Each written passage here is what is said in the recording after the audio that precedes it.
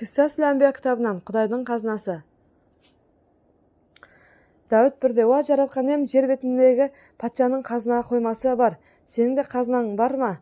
деп сұрайды. «Бар, ол ғаршыдан биік, күрсіден кең, дүниеден қымбат, ұжымақтан ұлық» деп жауап береді Тәңірісі. «Ол қандай қазына?» дейді Дәуіт ынтығып. «Менің қазынам кішіпейіл кісінің көңілі. Жердегі патшалар қазынасына күніне бір рет кіріп қараса, мен күніне 365 мәрте назар саламын.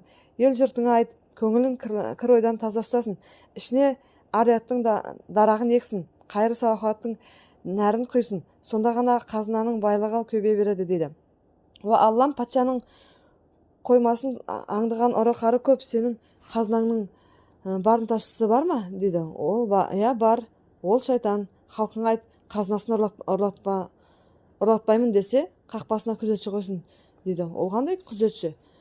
«Ол адамның тағаты мен құлшылығы. Бірақ адам тағат қылғанда мына 3 жайды санасына мықтап тұтсын. Әуелі тағаттың ілімі мен мәнін терең меңгерсін.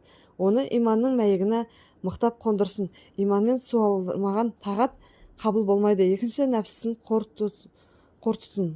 Тойымсыз арзу қалауына тор тұтсын. Әйтпесе көңілін құрт көйлеп егілген дарақты жеп тынады. Үшінші, үміт пен күдікті қаперді ұстасын. Олар адамның қос қанаты. Бір қанаты кем болса, шайтанның құрулы тұзағына ілініп қалуы әп-сәттақ» дейді Алла.